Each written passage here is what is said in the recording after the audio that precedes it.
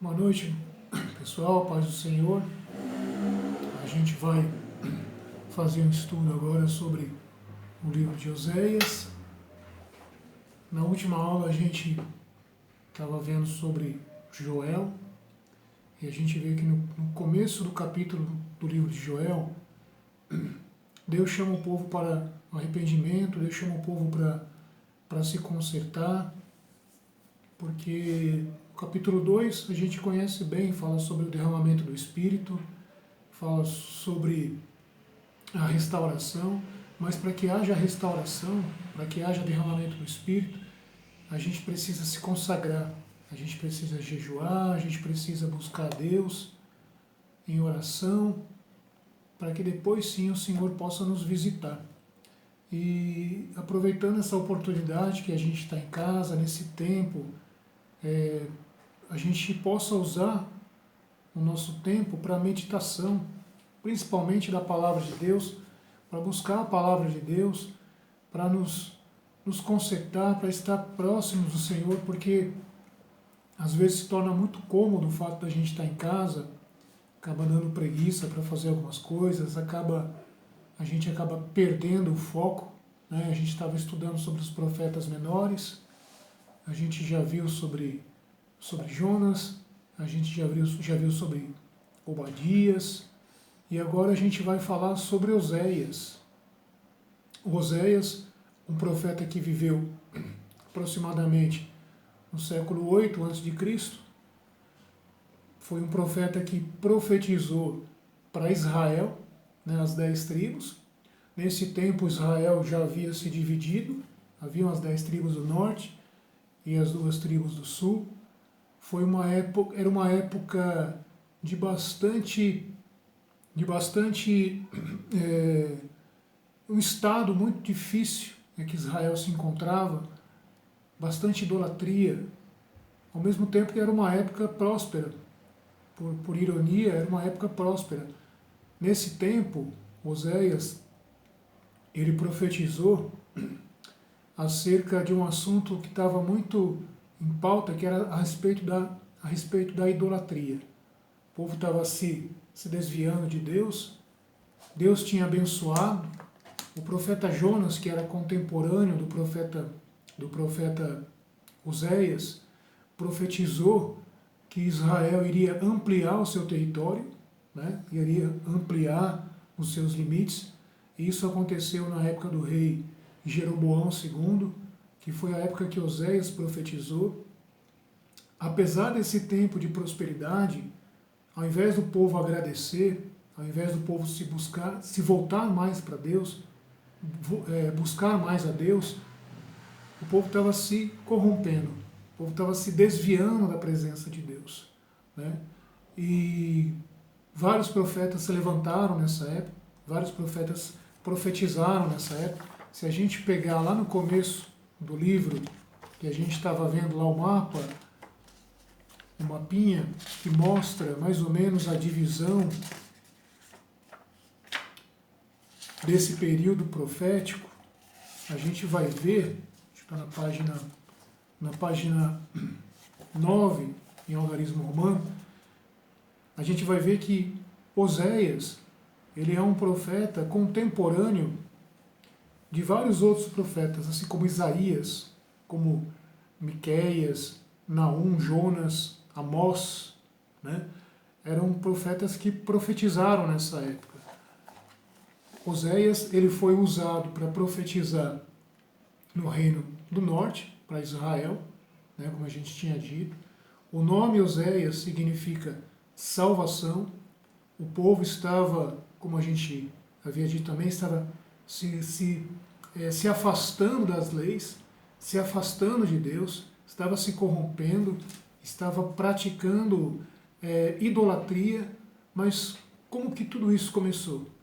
Isso começou, claro, depois de Juízes, né, que foi uma época difícil da história de Israel, é conhecida como a Idade Média da história de Israel, porque foi uma idade negra, né, uma idade em que não havia rei, não havia um governo constituído, era uma verdadeira anarquia, né, mas depois da época dos Juízes, depois da época dos reis do tempo áureo, né, da monarquia de Israel, durante o rei Davi, durante o rei Salomão, Israel começou a se declinar, começou a se corromper, começou a se desviar.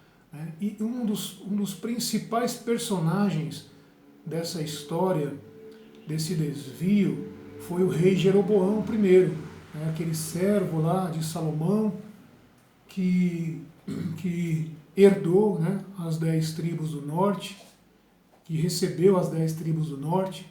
Esse rei Jeroboão, com medo de perder os seus súditos, ele fez o quê? Ele pegou 2 bezerros de ouro, colocou um na tribo de Dan e outro na cidade de Betel. E ele proibiu que o povo que estava em Israel descesse para Jerusalém para adorar a Deus. Então ele proibiu, foi mais no sentido político. Jeroboão estava pouco se importando com a religião, com Deus ou com alguma coisa. Ele queria o poder, ele não queria perder o poder. Então ele fez com que o povo não descesse mais para Jerusalém quando houve aquela cisão, aquela separação das tribos, né? Aquela separação das 10 tribos do norte com as 2 tribos do sul, Judá e Benjamim. Então Jeroboão, ele colocou esses 2 bezerros e o povo passou a cultuar esses 2 bezerros. Jeroboão inclusive falou para o povo: eis aí os vossos deuses que vos tiraram da terra do Egito. Algo semelhante aconteceu, um episódio parecido aconteceu quando o povo estava no deserto, né? Quando o povo havia saído do Egito e o povo começou a se corromper ali no deserto. Inclusive quando Moisés ele subiu o Monte Horebe para receber lá as tábuas da lei, e se demorou aproximadamente 40 dias, né? O povo começou a ficar impaciente lá embaixo, no pé do monte, e aí o irmão de Moisés, Arão, foi e fez um bezerro de ouro, né? Usando aquelas argolas, aqueles objetos de ouro que o povo trouxe do Egito. Na verdade foi um presente de Deus, né? Porque se a gente for ver lá no começo dessa história, lá em Êxodo, a gente vê que Deus ele tocou no coração dos egípcios, das mulheres egípcias, para que dessem presentes para o povo, né, quando o povo estava para sair. Então o povo não saiu de mãos vazias do Egito. Só que eles usaram esses presentes, essas dádivas, para cultuar outros deuses. E isso também acontece muitas vezes nos dias de hoje. Às vezes Deus ele nos abençoa, às vezes Deus ele nos dá dádivas, presentes, e ao invés de agradecê-lo, a gente acaba usando para fazer outras coisas, né? Que não glorificam o nome de Deus. E é exatamente nesse contexto que Oséias se levanta. Um contexto em que o povo estava próspero, estava vivendo um tempo próspero, mas ao invés de agradecer a Deus, ao invés de se consagrar a Deus, estava se desviando. Vamos ler o primeiro capítulo do livro de Oséias, só para a gente entender mais ou menos em que contexto esse profeta profetizou. Capítulo 1, o verso 1 da minha Bíblia, da minha versão, fala o seguinte: palavra de Yahvé, ou palavra do Senhor, que foi dirigida a Oséias. O nome Oséias significa salvação, né? Havia um outro personagem também na Bíblia chamado Oséias. Tinha o rei Oséias de Israel, que inclusive é contemporâneo do profeta Oséias, né? Até Oséias faz uma brincadeira com esse rei Oséias, fazendo um trocadilho com relação ao nome dele, dizendo como que Deus vai te salvar se você está pedindo ajuda de estrangeiros, de outras nações, como que Deus vai te salvar? Então Oséias faz um trocadilho, faz uma ironia usando o nome do rei Oséias. E havia também outro personagem chamado Oséias, que é o próprio Josué, né, o servo lá de Moisés. Josué, antes de se chamar Josué, se chamava Oséias, né, e a gente sabe que Moisés trocou o nome dele para Josué. Oséias significa salvação e Josué significa Deus é a salvação, ou Yahvé é a salvação.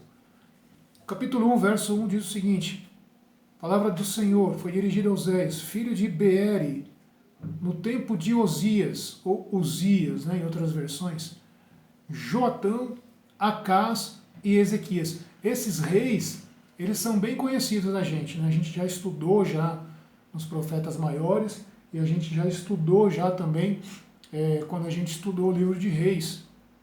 Joatã, Acás e Ezequias. Tirando aí Ezequias, esses outros reis aqui foram reis que fizeram o que era mal aos olhos do Senhor. Tirando o Uzias e Ezequias. Uzias foi aquele que restaurou, né? Que restaurou a religião judaica. Uzias foi um rei temente a Deus, mas no final da sua carreira, no final do seu reinado, Uzias ele quis oferecer sacrifícios. E ele entrou lá no templo, né, no templo de Jerusalém, para oferecer sacrifícios, coisa que ele não podia fazer. Isso era trabalho de quem? Do sacerdote. Né? Uzias ele entra lá no templo e os sacerdotes o repreendem. Quando os sacerdotes o repreendem, Uzias fica indignado.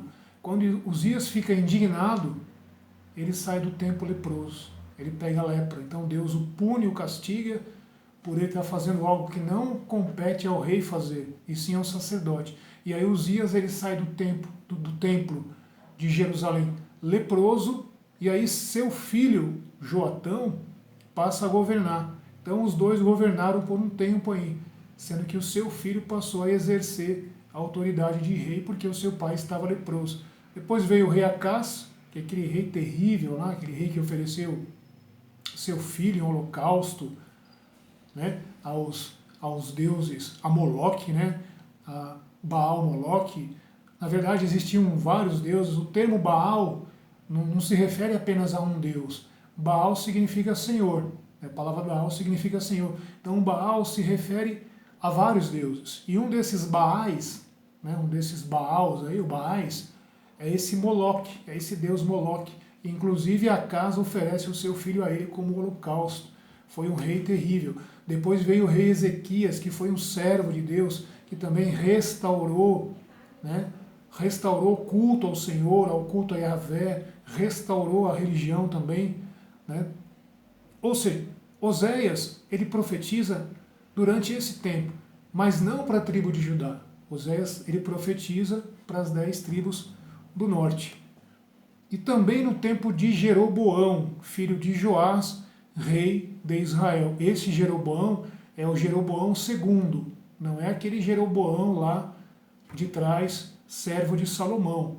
Não é o servo de Salomão. Esse é um outro Jeroboão, que reinou aproximadamente no 8º século antes de Cristo. Esse rei Jeroboão, como eu já havia comentado, ele recebeu uma profecia do profeta Jonas. Jonas disse para Jeroboão que o território de Israel seria expandido, seria aumentado. Então, se vocês achavam que Jonas ele só aparecia lá no livro de Jonas, quando fala do episódio da baleia, não, Jonas também aparece dentro do livro de Reis, profetizando na época do rei Jeroboão II. Oséias ele aparece nesse tempo aí para profetizar e para dar uma mensagem para o povo de Israel que se eles não se arrependessem, eles seriam levados cativos, eles seriam destruídos. E Deus ele usa um símbolo, Deus ele usa aí uma metáfora, né, coisa que era comum entre os profetas, coisa que era comum na vida dos profetas. O profeta, além de profetizar, né, além de trazer uma mensagem, a própria vida dele, as coisas que ele fazia, eram símbolos. E isso fazia com que o povo fosse atraído para a mensagem. E qual foi o símbolo que Deus usou na vida do profeta Oséias? Deus usou a mesma coisa que acontece num relacionamento entre marido e mulher. No caso, Deus é o marido, Deus é o esposo, né, e ele se relaciona com uma mulher que o trai, né, uma mulher adúltera. E aqui a gente vê no texto, provavelmente essa mulher que Deus manda Oséias se casar, provavelmente essa mulher, ela se prostituiu depois que Oséias se casou com ela. Né? Eu não acredito, isso é um ponto de vista meu, eu não acredito que Gomer, né, que é essa mulher, ela tenha se prostituído antes, porque Deus não iria fazer com que seu servo quebrasse uma lei, né, que inclusive é uma lei do Velho Testamento, não se unir, não praticar prostituição. Então provavelmente essa mulher ela se prostituiu depois de conhecer Oséias e praticou adultério. Por que eu acho que isso é mais razoável? Porque a própria história de Israel é assim também. Né? Israel, no começo da sua história, andava com Deus, estava diante de Deus, servia a Deus. Né? Quando Israel estava no deserto, apesar de muitos momentos de incredulidade, apesar de muitos momentos que eles passaram ali de quase abandonar a Deus, como eles estavam sendo guiados ali por um profeta, né, que é o profeta Moisés, o maior profeta de todos, né, o líder maior da nação de Israel, então o povo estava diante de Deus. Né? O povo não era considerado adúltero. Né? O que é adultério espiritual? Adultério espiritual é quando a gente parte para a idolatria, quando a gente cultua outros deuses. E não era essa história de Israel. Israel não estava cultuando outros deuses lá no deserto. Tirando esse episódio aí sobre o bezerro de ouro, Israel estava andando com Deus. E depois também no tempo de Josué, Israel também, quando chega na Terra Prometida, ainda estava diante de Deus, né? Ainda estava servindo a Deus. E aí Deus ele ordena que Oséias vá e se case com uma mulher de prostituições. Está escrito aqui no verso 2, começo das palavras do Senhor por intermédio de Oséias. Disse o Senhor a Oséias, vai, toma para ti uma mulher que se entrega à prostituição e filhos da prostituição. Peraí que caiu aqui. Filhos da prostituição. Porque a terra se prostituiu constantemente, afastando-se do Senhor. Então, repara que Deus ele está usando uma simbologia.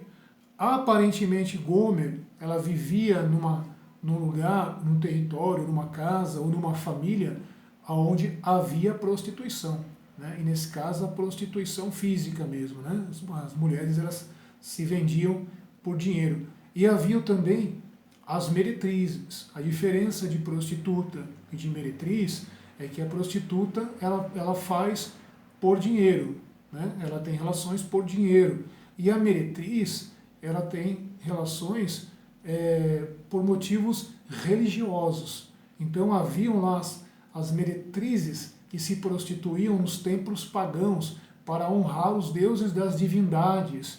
Né? Haviam alguns deuses ali, na época de Oséias, que eram cultuados, inclusive a deusa Estar e outros deuses, que eram deuses da divindade. Então essas mulheres eram prostitutas destes templos, essas meretrizes.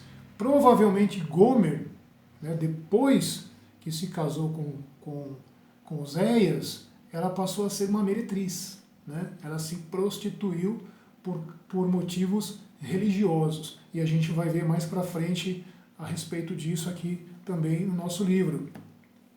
No verso 2, no verso 3 do capítulo 1 do livro de Oséias, depois que Oséias toma a Gomer, filha de Deblaim, ela concebe e gera um filho.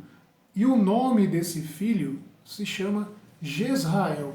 Jezrael, ou Jezreel, em outras versões aí, faz a gente lembrar de um episódio que aconteceu no tempo do rei Acabe e da rainha Jezabel.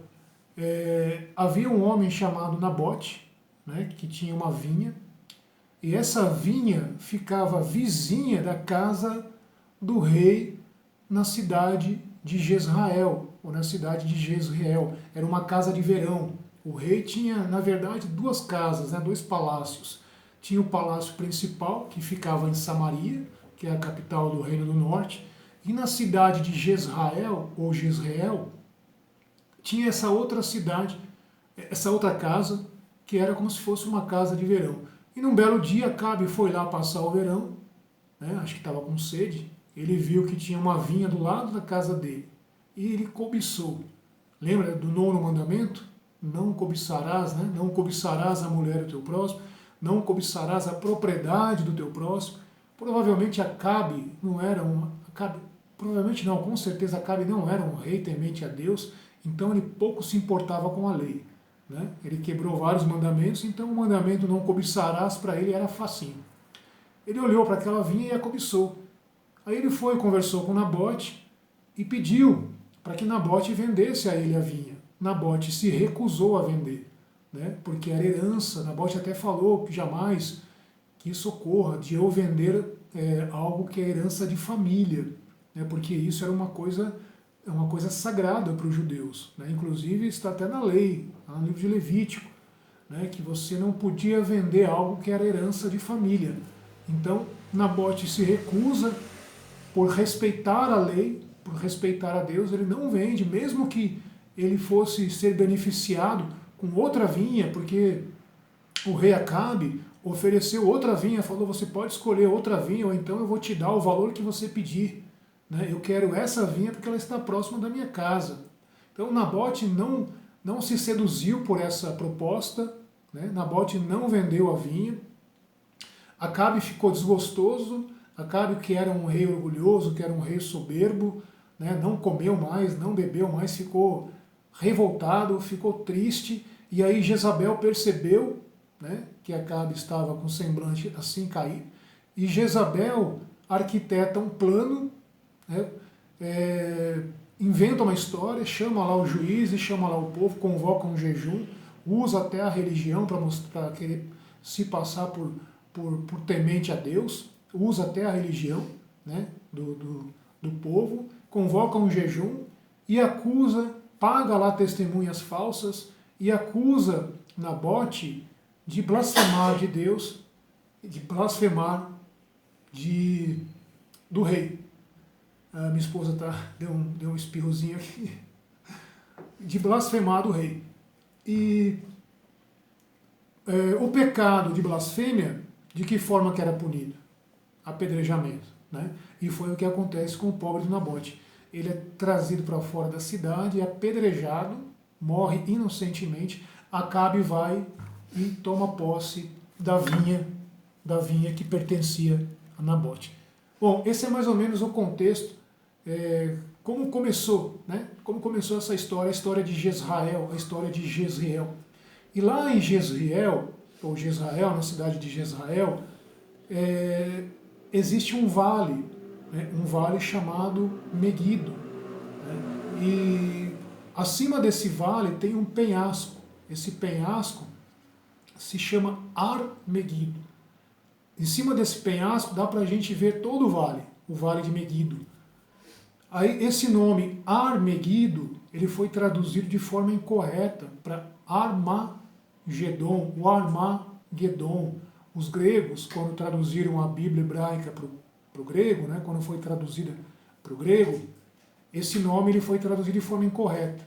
Na verdade, o nome é Ar-Megido, ou Ar-Megido, que foi traduzido para Armagedon, ou Armagedon, né, que é o vale de Armagedon, que a gente sabe que é onde vai acontecer a guerra final, né, a guerra do fim dos tempos entre Israel e o povo e as outras nações. Bom, Oséias vai então, se casa com Gomer, cumpre a palavra de Deus, nasce esse primeiro filho Jezrael, que significa Deus semeia ou Deus espalha, né? Também tem a mesma raiz, Deus espalha. Isso quer dizer o quê? Deus estava trazendo para o povo um alerta. Se eles não se convertessem, se eles não se voltassem para Deus, eles seriam espalhados, né? Eles perderiam a nação, eles seriam levados cativos.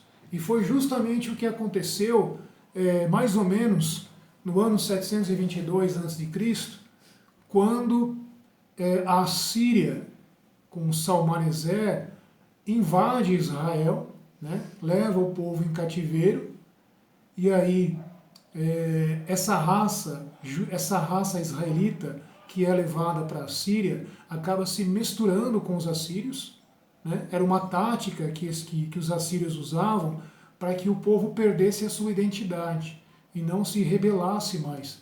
E aí, nesse tempo, a raça israelita acabou se misturando com os outros povos e aí surgiram os samaritanos.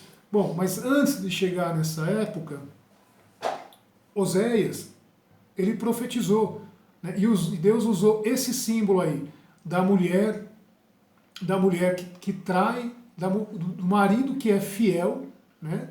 Que é fiel em todas as circunstâncias, e a gente vai ver que Oséias foi fiel a Gomer, mesmo ela traindo, mesmo ela sendo adúltera, sempre Oséias estava disposto a trazê-la de volta, a comprá-la, né? E é um símbolo do que acontecia entre Deus e Israel.